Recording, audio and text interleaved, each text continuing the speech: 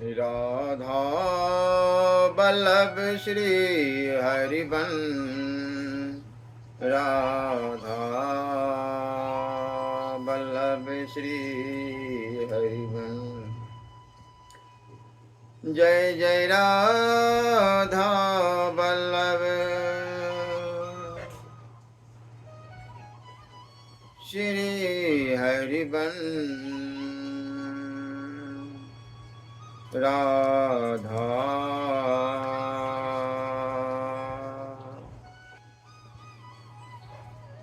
Vallabh Shri everyone. जय जय राधा वल्लभ गुरु everyone, गुरु वृंदावन गुरु बन चंद्र। जय जय राधा वल्लभ श्री हरिवन, श्री वृंदावन श्री बन चंद्र। ओम श्री परमात्मा नमः, श्री गणेशाय नमः। श्री भगवान कहते हैं, श्री राधे इस राग रूप मनोहर एवं गुरु ज्ञान का उपदेश किसको देना चाहिए। इसका बुद्धिपूर्वक विचार करके नारद जी गंधर्व नगर में गए। वहाँ तुम्बरु नामक गंधर्वों को अपना शिष्य बनाकर नारद जी मधुर स्वर से बिना बजाते हुए मेरे गुणों का गान करने लगे। तदंतर उनके हृदय में यह जिज्ञासा उत्पन्न हुई कि किन लोगों के सामने इस मनोहर राग रूप गीत का गान करना चाहिए, इसको सुनने का पात्र कौन है। इसकी खोज करते हुए नारद इंद्र के पास आए। उनको इस विषय का आनंद लेते न देख मुनिश्रेष्ठ नारद सखा तुम्बरु के साथ रागिनियों का निरूपण करने के लिए सूर्यलोक में गए। वहाँ सूर्यदेव को रथ के द्वारा भागे जाते देख देवऋषि शिरोमणि महामुनि नारद वहां से तत्काल शिव जी के पास चले गए। राधे ज्ञान तत्वक भूतनाथ शिव के नेत्र ध्यान में निश्चल है, यह देख नारद जी ब्रह्मलोक में गए। सृष्टिकर्ता ब्रह्मा को सृष्टि रचना में विघ्न देख हुए वहां भी न ठहर सके। उस स्थान से विष्णु सर्वलोक वंदित वैकुंठ धाम में चले गए। भक्तों के स्वामी भक्त वंश भगवान श्री विष्णु को किसी भक्त पर कृपा करने के लिए कहीं जाते देख योगेंद्र नारद तुम्बरु के साथ अत्यंत चले गए। वृष भानु नंदिनी योगेश्वर संतों की गति त्रिलोकी के भीतर और बाहर भी बताई गई है। जो केवल कर्मी है उन्हें वैसी गति नहीं प्राप्त होती। मुनीश्वर नारद करोड़ों ब्रह्मांड समूहों को लांघ कर प्रकृति से परे गोलोक धाम में जा पहुंचे। उताल तरंगों से सुशोभित बिरजा नदी को पार करके वे शीघ्र ही भ्रमरों की ध्वनि से निनादित रमणीय वृंदावन में गए, जो सदा बसंत ऋतु से युक्त है और जहाँ के लता भवन मंद मारुत के झोंके से कंपायमान रहते हैं। वृंदावन से गोवर्धन पर्वत का दर्शन करते हुए नारद जी मेरे निकुंज में आए। निकुंज द्वार पर सखियों ने पूछा, आप दोनों कौन हैं, कहाँ से आए हैं और यहाँ क्या कार्य है। ऐसा प्रश्न होने पर मुनि और तुम्बरु दोनों बोले, सुंदरियों, हम दोनों गान विद्या में कुशल गायक है और अपनी बिना की मधुर ध्वनि साक्षात परिपूर्णतम भगवान राधा वल्लभ श्री कृष्ण को सुनाने के लिए आए हैं। हम दोनों बंदी जनों में उत्तम हैं। हमारी यह बात महात्मा श्री कृष्ण से निवेदित कर देनी चाहिए। यह सुनकर सखियों ने उनका संदेश मेरे पास पहुंचाया और मेरी आज्ञा से लौटकर मधुर वाणी में उन बंदियों को भीतर चलने का आदेश दिया। करोड़ों सूर्य के ज्योति से व्याप्त मेरे निकुंज के आंगन में जहां सब और कस्तूर मणि जड़ी थी, मनोहर चंबर डुलाए जा रहे थे, हिलते हुए मोतियों की झालरों से युक्त छत्र तने थे और करोड़ों सखियां विराजमान थी। आकर महापद में आसन पर तुम्हारे साथ बैठे हुए मुझ श्री कृष्ण का उन दोनों ने दर्शन किया। फिर प्रणाम और परिक्रमा करके वे मेरी आज्ञा से वहां बैठे और मेरी स्तुति करके मेरे गुणों का गान करने के लिए उदत हुए। अतोध वाद विशेष को देवाते और देव पर्वत स्वरामृतमय वाणी को झंझकृत करते हुए तुमरु सहित नारद जी ने बिना वादन की अद्वितीय कला को प्रस्तुत किया। मैं उससे बहुत संतुष्ट हुआ और सिर हिलाता हुआ उस बिना की प्रशंसनीय स्वर लहरी की सराहना करने लगा। अनंतोगत भाव प्रेम के वशीभूत हो अपने आप को देखकर मैं जल रूप हो गया। मेरे दिव्य शरीर से जो जल प्रकट हुआ उसे ब्रह्मदर्भ के नाम से लोग जानते हैं। उसके भीतर कोटि कोटि ब्रह्मांड राशियां लुढ़कती रहती है। उस उन्नत एवं शुभ जल राशि में लुढ़कते हुए ब्रह्मांड इंद्रियान के फल के समान प्रतीत होते। राधे, यह ब्रह्मांड कृष्ण गर्भ नाम से प्रसिद्ध है, जो मेरे त्रिविक्रम रूप के पदाघात से फूट गया था। उसका भेदन करके जो साक्षात ब्रह्मदर्भ का जल यहाँ आया, उसे इस शुभ मनमंत्र में पूर्ववर्ती लोगों ने पापहारणी स्वरधुनी गंगा के नाम से जाना था। उस गंगा को भूलोक में मंदाकिनी, पृथ्वी पर भागीरथी और अधोलोक पताल में भोगवती कहा गया। इस प्रकार एक ही गंगा त्रिपथगामिनी होकर 3 नामों से विख्यात हुई। इसमें स्नान करने के लिए परिणत भाव से जाते हुए मनुष्य के लिए पग पग पर राजसूय अश्वमेघ यज्ञों का फल दुर्लभ नहीं रह जाता।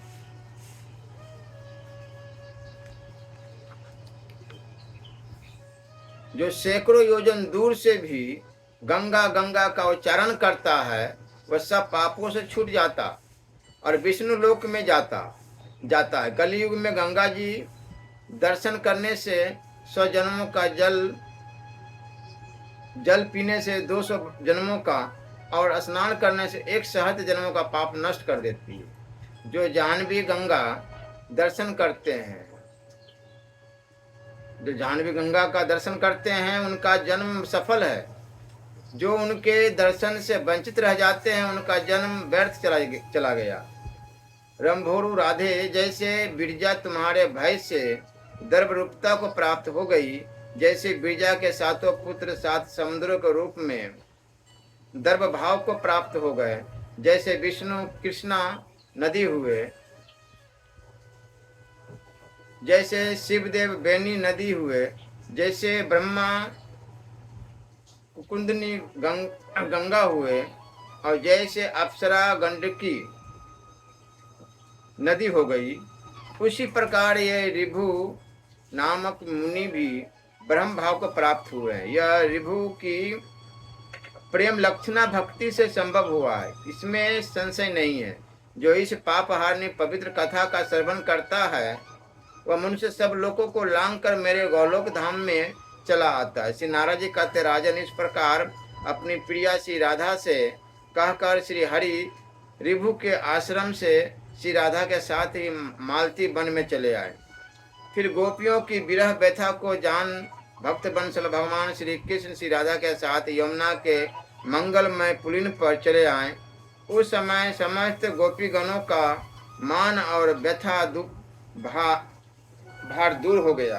उन्होंने जैसे चपलाई मेघ का आलिंगन करती है, उसी प्रकार घनश्याम को अपनी भुजाओं में भर लिया।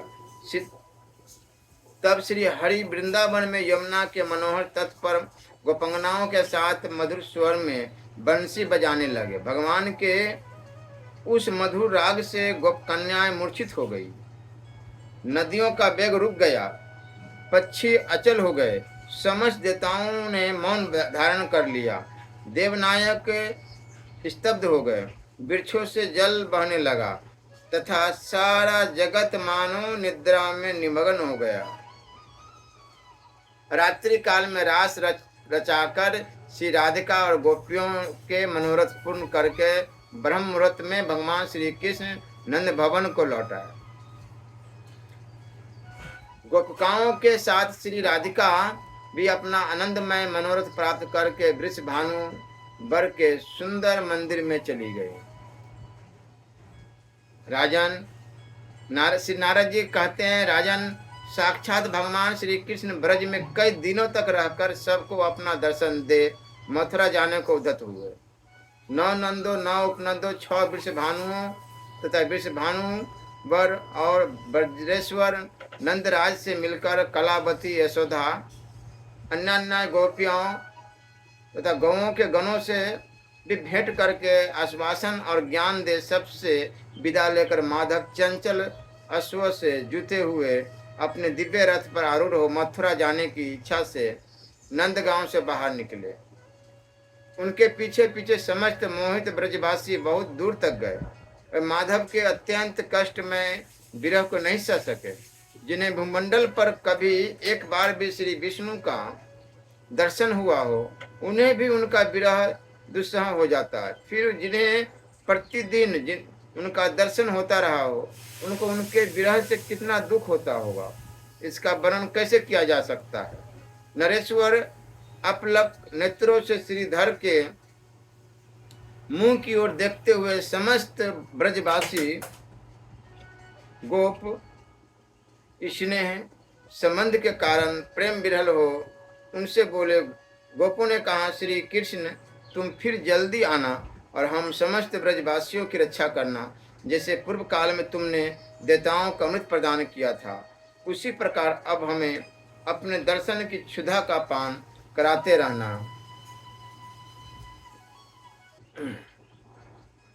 देव केवल तुम ही सदा यशोदा के आनंददायक हो, तुम ही श्री नंदराज को आनंद प्रदान करने वाले हो और तुम ही ब्रजवासियों के जीवन हो। प्रभु तुम ही इस ब्रज के धन हो, गोपकुल के दीपक हो और महापुरुषों के भी मन को मोहने वाले हो। जैसे निदाघ से जले हुए प्राणी को शीतल जल प्राप्त हो जाए, सर्दी से पीड़ित मनुष्य को जैसे आग मिल जाए, ज्वर से आर्त पुरुष को उपयुक्त औषध प्राप्त हो जाए और मरे हुए मानव को भी जैसे मंगल में अमृत मिल जाए तो वो जी उठते हैं, उसी प्रकार समस्त ब्रज के लिए तुम्हारा दर्शन ही जीवन है। इसलिए तुम यही निवास करो। इस विषय में बहुत कहने से क्या लाभ है। हमारे इस जन्म अथवा पूर्व जन्म में जो कुछ भी पुण्य हुआ हो उसके फल स्वरूप हमारा नित्य सदा तुम्हारे चरणारविंदों में लगा रहे। जिनका चित्त हम तुम्हारे चरण कमल में लगा है हुआ है वह भक्त जन तुम्हें सदा ही प्रिय है। तुम प्रकृति से परे निर्गुण हो तथापि अपने भक्तों के लिए सद्गुण हो जाते हो। तुम्हें अपने भक्त से अधिक प्रिय शिव ब्रह्मा और लक्ष्मी भी नहीं है, जो ब्रह्म पद आदि की अभिलाषा को छोड़कर तुझ भगवान का निष्काम भाव से भजन करते हैं। वह युक्त चित्त पुरुष ही शांत एवं निरपेक्ष सुख का अनुभव करते हैं। श्री नारद जी कहते, राजा ने यों कहकर वे सब गोप प्रेम से विरल हो श्री कृष्ण के देखते देखते आनंद के आंसू बहाते हुए रोने लगे। भक्त बंसल भगवान श्री कृष्ण के मुख पर भी अश्रु की धारा बह चली। वह प्रसन्न चेता परमेश्वर उन विरहल गोपों से बोले। श्री भगवान ने कहा, ब्रजवासियों तुम सब मेरे प्राण हो और मेरे परम प्रिय हो। मेरा हृदय तुम लोगों में ही स्थित है, केवल शरीर अन्यत्र दिखाई देता है। मैं प्रतिमास तुम सबको देखने और दर्शन देने के लिए आऊंगा, यह वचन देता हूँ। मन से मैं दूर नहीं हूँ, मन ही सबका कारण है। हे गोपाल, गोपगण यादवों से युद्ध करने के लिए जरासंध आया है, अतः यदुवंशियों की सहायता के लिए मैं जाता हूँ, तुम्हें शोक नहीं होना चाहिए। श्री नारद जी महाराज कहते, राजा ने इस प्रकार उन गोपों को बार बार आश्वासन दे फिर लौटकर यशोदा सहित नंदराज को दूसरे रथ पर बिठाया और श्री दामा आदि सखाओं को साथ ले उद्धव सहित रथ पर आरूढ़ हो वे सर्व कारण भगवान मथुरा को गए। वीर जब तक रथ उसमें जुते हुए 100 वेगशाली घोड़े और फहराती पताकाओं से युक्त तिरंगा ध्वज तथा उड़ती हुई धूल दिखाई देती रही, तब तक अन्य ब्रजवासी वहीं खड़े रहे। फिर वे अपने घर को लौट आए। श्री कृष्णचंद्र का यह परम उत्तम विचित्र चरित्र मनुष्य के महान पापों को हर लेने वाला है। जो भक्त परवर पृथ्वी पर इस चरित्र को सुनता है वह उत्तमोत्तम गौलोक धाम में जाता है।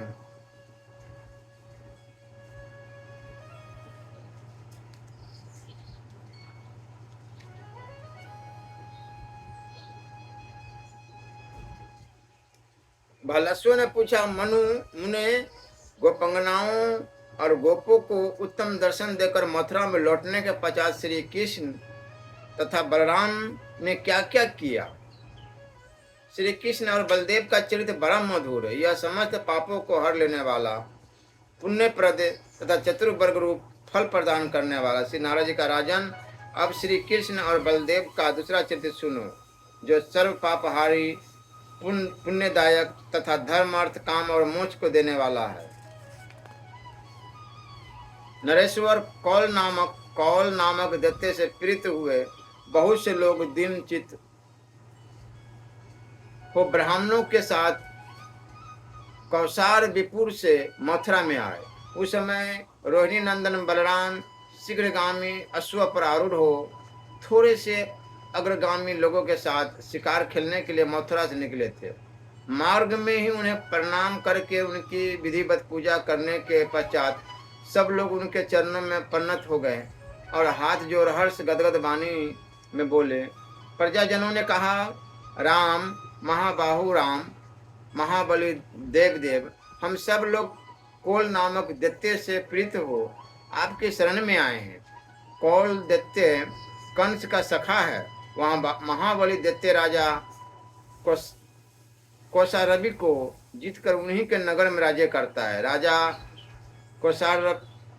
कौशारवि उसके भय से गंगा तट पर चले गए हैं और वहाँ पुनः अपने राज्य की प्राप्ति के लिए अत्यंत जितेंद्रिय हो आपका चरण कमलों का भजन कर रहे हैं। विभो, आप उनकी सहायता कीजिए। हम उन्हीं की सुप्रजा है जिनका उन्होंने पुत्र की भांति पालन किया है। उनके संरक्षण में हम लोग बड़े सुखी थे।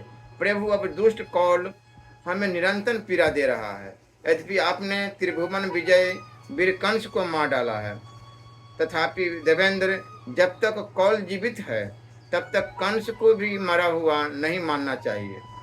आप प्रकृति से परे होकर भी भक्तों के रक्षक के लिए ही सगुण रूप से अवतीर्ण हुए हैं। श्री नारद जी कहते हैं, राजन, उनका वचन सुनकर भक्त वंशज श्री बलराम गंगा यमुना के बीच में बसी हुई कौशाम्बी नगरी को गए। बलराम जी को युद्ध के लिए आया हुआ सुनकर प्रचंड पराक्रमी कौल भी 10 अश्विनी सेना से सुसज्जित हो कौशाम्बी से बाहर निकला। परले काल के समुद्र की भांति गर्जना करने वाली वह सेना एक नदी के समान आई। चंचल घोड़े उसकी उठती हुई तरंगमाला थे। रथ और हाथी आदि उसमें तिमिलिंग मगर मत्स्य के समान प्रतीत होते थे। वीर योद्धा रूपी भंबर उठ रहे थे। उसे देखकर बलराम जी ने हल्का सेतु बांध दिया। हलार्ग भाग से उस सेना को खींच कर मूसल के सदृश प्रहार से मारना आरंभ किया। उनके प्रहार से एक साथ ही पैदल वीर, घोड़े,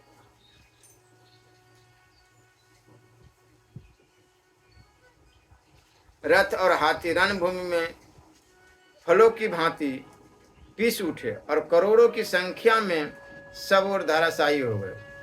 शेष योद्धा भय से पीड़ित हो युद्ध मंडल से भाग निकले। शस्त्रधारी दैत्य कौल बलराम जी के साथ अकेला युद्ध करने लगा। उस दैत्यराज ने बलदेव जी की ओर अपना हाथी बढ़ाया। उस हाथी के कुंभस्थल पर गौमूत्र में घोले हुए सिंदूर और कस्तूरी के द्वारा पत्र रचना की गई थी। सोने की सांकल से युक्त कटिबद्ध रत्न खचित था। उसके गंडस्थल से मद झर रहा था। उसके 4 दांत थे। घंटे की ध्वनि से वह भी भीषण प्रतीत होता था। उसका कद ऊंचा था और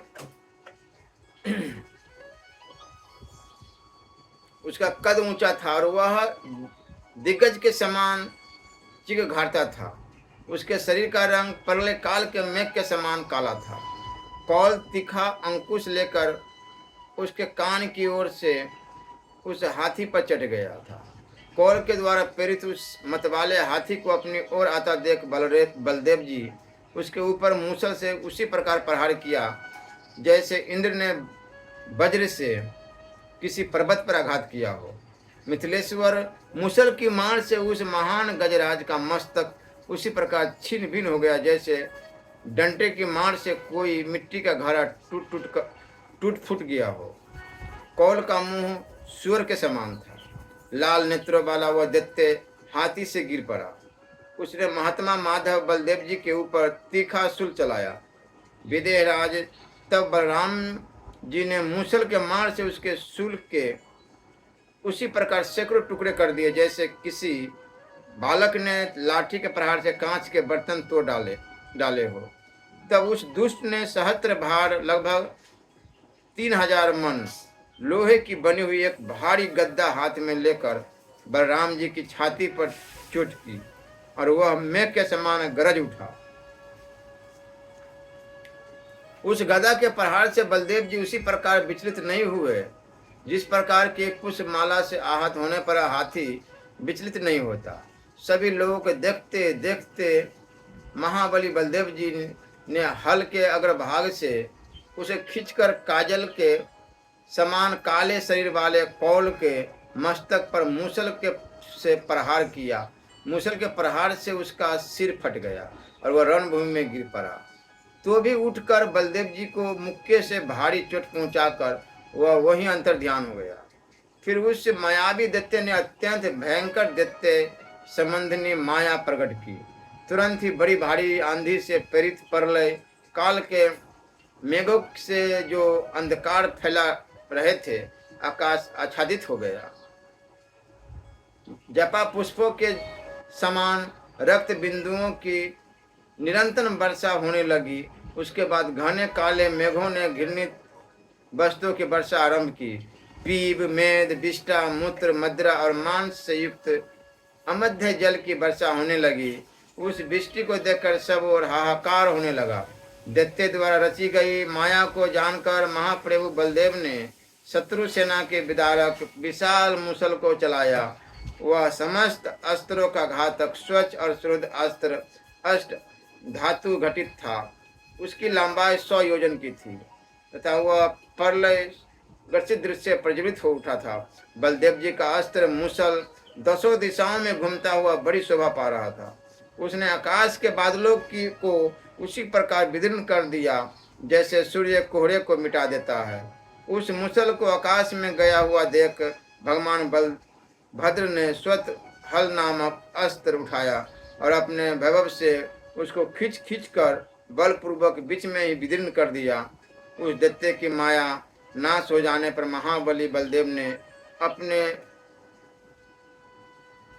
बाहुदंड से उसके मदद कट भुजदंड पकड़ ली और जैसे बालक रुई की राशि को घुमाए उसी प्रकार इधर उधर घुमाते हुए उसे पृथ्वी पर इस प्रकार दे मारा मानो किसी बालक ने कमंडलू पटक दिया हो। उस दैत्य के पतन से पर्वत, समुद्र और वन के साथ सारा भूमंडल एक नारी घड़ी तक कांपता रहा। दैत्य के दांत टूट गए, नेत्र बाहर निकल आए और वह मूर्छित होकर मृत्यु का ग्रास बन गया। इस प्रकार महादैत्य कौल वज्र के मारे हुए वृत्तासुर की भांति प्राण शून्य हो गया। उस समय स्वर्ग में और धरती पर जय जयकार होने लगा। देवताओं की दुंदुभियां बज उठी और वे फूलों की वर्षा करने लगे। इस प्रकार कौल का वध करके श्री कृष्ण के बड़े भाई बलदेव जी ने कौशाम्बीपुरी राजा कौसारबी को दे दी और स्वयं गर्गाचार्य आदि के साथ वे भागीरथी में स्नान करने के लिए गए। उनका यह कार्य समस्त दोषों के निवारण एवं लोक संग्रह के लिए था। गर्ग आदि ब्राह्मण आचार्यों ने मंगलमय वेद मंत्रों का उच्चारण करते हुए माधव बलराम को गंगा में स्नान करवाया। विदेहराज बलराम जी ब्राह्मणों को 1 लाख हाथी, 2 लाख रथ, 1 करोड़ घोड़े, 10 अरब दुधारू गायें, 100 अरब रत्न और जाम्बू नद स्वर्ण के भार दान में देकर मथुरापुरी को चले गए। मिथिलेश्वर बलराम ने गंगा जी में जहाँ स्नान किया था उस महान पुण्यमय तीर्थ को विद्वान लोग राम तीर्थ के नाम से जानते हैं। जो मनुष्य कार्तिक की पूर्णिमा एवं कार्तिक मास में राम तीर्थ की गंगा में स्नान करता है वो हरिद्वार की अपेक्षा 100 गुने पुण्य का भागी होता है। बहुलास्व ने पूछा, महामुनि कौशाम्बी से कितनी दूर और किस स्थान पर महापुण्यमय राम तीर्थ विद्यमान है, यह मुझे बताने की कृपा कर। श्री नारद जी ने कहा, राजेंद्र, कौशाम्बी से ईशान कोण में 4 योजन की दूरी पर और वायव्य कोण में शुक्र क्षेत्र से 4 योजन की दूरी पर कर्ण क्षेत्र से 6 कोस और नल क्षेत्र से 5 कोस आग्नेय दिशा में राम तीर्थ की स्थिति बताते हैं। वृद्धकेशी सिद्धपीठ से और बिल्व केश वन से पूर्व दिशा में 3 कोस की दूरी पर विद्वानों ने राम तीर्थ की स्थिति मानी है। बंग देश में युधाश्व नामक एक राजा थे। कोई लोमस मुनि को कुरूप देखकर सदा उनकी हंसी उड़ाया करते थे। इससे उस महामुनि ने उन्हें शाप दे दिया और वो महादुष्ट तू विकराल शुक्रमुख असुर हो जा। इस प्रकार मुनि के शाप से राजा धुंडाश्व कौल नामक क्रोधमुख असुर हो गया। फिर बलदेव जी के प्रहार से असुर शरीर को छोड़कर महादैत्य कौल ने परम मोक्ष प्राप्त कर लिया। तब बलराम, उद्धव आदि 3 मंत्रियों के साथ वहां से तत्काल जरहन तीर्थ चले गए, जहाँ जम्मू के दाहिने कान से गंगा जी का प्रादुर्भाव हुआ था। उस ब्राह्मण शिरोमणि जन्हू के नाम पर ही गंगा को जाह्नवी कहा जाता है। वहाँ ब्राह्मणों को दान दे रात भर सब लोग वहीं रहे। तदंतर वहाँ से पश्चिम भाग में पांडवों का अत्यंत प्रिय आहार स्थान नामक स्थान, जहाँ पहुंचकर उन लोगों ने रात्रि में निवास किया। वहाँ पांडवों को दान तथा उत्तम गुण कारक भोजन देकर वे वहाँ से 1 योजन दूर मांडुक देव के पास गए। मांडुक देव ने अनंत देव की कृपा प्राप्त करने के लिए बड़ी भारी तपस्या की थी। उसी के लिए अपने समाज के साथ बलदेव जी वहाँ गए। वह मुंह ऊपर किए एक पैर के बल पर खड़ा था। उसके नेत्र ध्यान में निश्चल थे। वह हृदय में बलदेव जी के स्वरूप का दर्शन करते हुए उन्हीं के साक्षात दर्शन के लिए लुलुप था। बलदेव जी ने उसके हृदय से अपने उस स्वरूप को हटा लिया। तब उसने नेत्र खोलकर अपने आराध्य देव को बाहर देखा। अनंत देव के उस परम सुंदर रूप को उसने देखा। वह बनमाला से सुशोभित थे और एक कान में कुंडल धारण किए हुए थे। उनकी अंग कांति गौर थी तथा वे ताल चिन्ह से अंकित ध्वजा वाले रथ पर बैठे थे। अनंत देव के उस परम सुंदर रूप को देखकर उसने बड़ी भक्ति से उनकी स्तुति की। फिर वो अपने आराध्य के चरणों में गिर पड़ा। बलदेव जी ने उसके मस्तक पर हाथ रखा और कहा, वर मांगो। तब वह बोला, स्वामी, यदि आप साक्षात भगवान मुझ पर प्रसन्न हैं अथवा यदि मैं आपके अनुग्रह का पात्र हूँ तो सुखदेव जी के मुख से निकली हुई उस सर्वोत्तम भगवत संहिता को मुझे दीजिए, जो समस्त कली दोषों का विनाश करने वाली एवं श्रेष्ठ है। बलदेव जी ने कहा, अनघ, तुम्हें उद्धव जी के द्वारा श्रीमद् भागवत संहिता की प्राप्ति हो गई, जिसका कीर्तन कलयुग में सर्वाधिक महत्व रखने वाला है। मांडुक ने पूछा, स्वामी, भगवान ने उद्धव जी को भागवत संहिता सुनाने का मुख्य अधिकार क्यों दिया है और उनके साथ मेरा संयोग कब होगा? आप इस मेरे संदेह का निवारण कीजिए। बलदेव जी बोले, मैं परम गोपनीय एवं परम अद्भुत रहस्य की बात बताता हूँ। आज भी मेरे निकट ये उद्धव जी विराजते हैं। तुम इनका दर्शन कर लो। यह उत्तम दर्शन तुम्हें परमार्थ प्रदान करने वाला, परंतु आज तीर्थ यात्रा के अवसर पर तुम्हें इनका उपदेश नहीं प्राप्त हो सकता।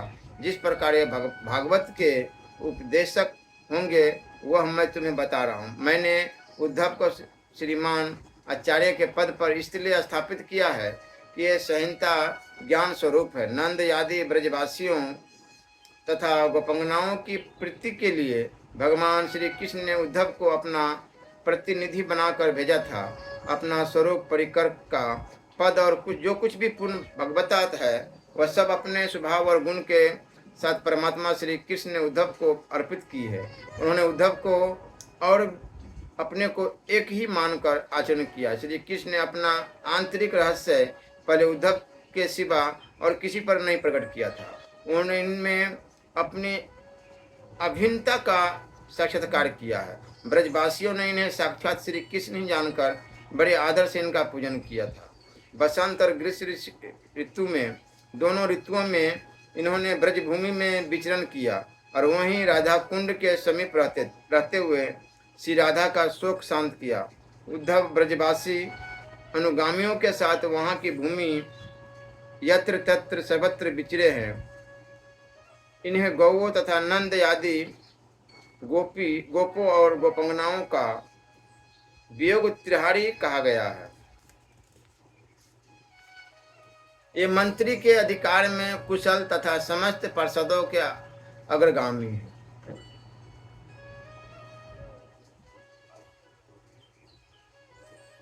जब भगवान के अंतर ध्यान की बेला आएगी उस समय धर्मपालक देहधारी भगवान उद्धव को अपना परम अद्भुत तेज भी दे देंगे।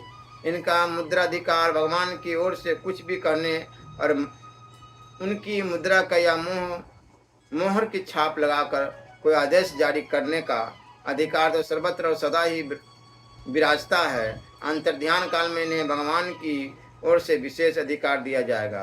ये बद्रिका आश्रम तीर्थ में विराजमान परिकरों सहित धर्मनंदन विदुर और भगवत दृश्य का बोध कराएंगे। अर्जुन आदि को भगवान के वियोग से जो बड़ी भारी पीड़ा होगी उसका निवारण उद्धव ही करेंगे। मथुरा में यादवों का उत्तराधिकारी ब्रजनाभ होगा। श्री कृष्ण के पुत्रों तथा महारानियों के समुदाय में भगवत वियोग की वेदना होगी। उसे दूर करने के लिए साक्षात श्री हरि के द्वारा उद्धव ही नियुक्त किए जाएंगे। कौरवों के कुल में परीक्षित नाम से विख्यात राजा होगा। उसका अत्यंत तेजस्वी पुत्र जन्मेजय नाम से प्रसिद्ध होगा। वह अपने पिता के शत्रु तक्षक नाग के कुल का नाशक सर्प यज्ञ करेगा, इसमें संशय नहीं है। उसको भी सारी यज्ञ सामग्री उद्धव के द्वारा ही प्राप्त होगी। उस समय दिव्य श्री भागवत पुराण की कथा होगी जिसमें उज्ज्वल सात्विक प्रकृति के लोग समवेत होंगे, इसमें संशय नहीं है। महान भगवत भक्तों को उत्तम ब्रह्म ऋषि आस्तिक के प्रसाद से जन्मेजय द्वारा होने वाले सर्प यज्ञ की समाप्ति हो जाएगी। महाराज जन्मेजय यज्ञ संस्कार कराने वाले ब्राह्मणों का पूजन करके इन्हें 100 ग्राम अग्रहार के रूप में देंगे। तदंतर आचार्य प्रवर श्री प्रसाद जी की आज्ञा से राजा जन्मेजय शुकर क्षेत्र सोरो में जाएंगे और वहां 1 मास ठहरेंगे। तो उस तीर्थ में अनेक प्रकार के दान, गौ, बड़े बड़े हाथी, घोड़े, रत्न, वस्त्र आदि इच्छानुसार भोजन ब्राह्मणों को देकर वे अपने आचार्य के साथ उस स्थान से लौटकर गंगा तट के तीर्थ स्थानों का दर्शन करते हुए सत्पुरुषों से घिरे शयान नगर में आकर सेवकों से डेरा डालेंगे। वहां श्री गुरु की आज्ञा से सामग्री और साधन जुटाकर अश्वमेध यज्ञ करेंगे और सर्व विजेता दिग्विजय होंगे। इस प्रकार एक छत्र राज्य के स्वामी होकर श्री गुरुदेव की शरण ले शयान नगर से 5 कोस पर स्थित पूर्व दिशा में रमणीय गंगा के तट पर अत्यंत एकांतवासी के रूप में तीर्थ सेवन करेंगे। वहां धार्मिकों के समाज में बड़े आनंद के साथ भव रोग विनाशिनी भागवत कथा होगी। उस पुण्य समाज में एक तुम भी रहोगे और भागवत कथा सुनोगे। उसे सुनकर तुम्हें निर्मल पद की प्राप्ति होगी। तुमने मेरे लिए तपस्या की है, इसलिए तुम्हारे सामने मैंने इस रहस्य को प्रकाशित किया है। इस प्रकार मांडुक देव को वर देकर सेवकों सहित बलराम जी वहां से चले गए। शुद्ध शयान नगर से ईशान कोण में गंगा तट पर स्थित एक रमणीय स्थान है जो कंटक तीर्थ से उत्तर है और पुष्पवती नदी से दक्षिण दिशा में विद्यमान है। उसका विस्तार 1 कोस में है। वहां ठहर कर शंकरसन देव दान पुण्य में लग गए। बलराम जी ने बड़ी प्रसन्नता के साथ वहां 10,000 घोड़ों, 10 रथों, 1,000 हाथियों, 10,000 गौओं का दान किया। वहां समस्त देवता तथा तपस्या के धनी ऋषि मुनि आए। उन सब ने बड़े आदर से शंकरसन देव का पूजन किया।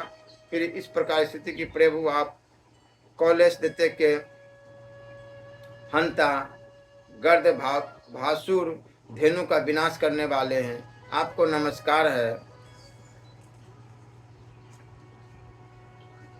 ब्रह्म ऋषि और देवता बोले, भगवान जब आपत्ति में पड़कर हम आपके चरणों का चिंतन करें, तब आपकी आज्ञा से समस्त बाधाओं से मुक्त हो जाए। बलराम जी ने कहा, जब आप लोग मेरी शरण में आकर मेरा स्मरण करेंगे, तब कलियुग में निश्चय ही मैं आप लोगों की रक्षा करूंगा। यह मेरा सत्य वचन है। इस स्थान पर मुनि पुंगवों ने मेरा पूजन करके वर प्राप्त किया, इसलिए कलियुग में यह तीर्थ शंकरसन स्थान के नाम से विख्यात होगा। जो लोग इस तीर्थ में गंगा स्नान और देवताओं का पूजन करेंगे, ब्राह्मणों को दान देंगे, उन्हें भोजन कराएंगे और विष्णु भगवान की पूजा करेंगे, इस भूतल पर उनका जीवन सफल होगा। वे देवताओं के लोक में जाएंगे, अथवा यदि उनके मन में कोई अभिष्ट होगा तो उस अभिष्ट को ही प्राप्त कर लेंगे। तदंतर बलराम सबके साथ अपनी पूरी मथुरा को चले गए। कौल राक्षस का वध और गंगा के जल में स्नान करके उन्होंने लोक संग्रह के लिए प्रायश्चित किया था। जो मनुष्य बल के देवता बलराम जी की इस कथा को सुनेंगे, वे सब पापों से मुक्त होकर परम गति को प्राप्त। श्री राधा वल्लभ लाल की जय।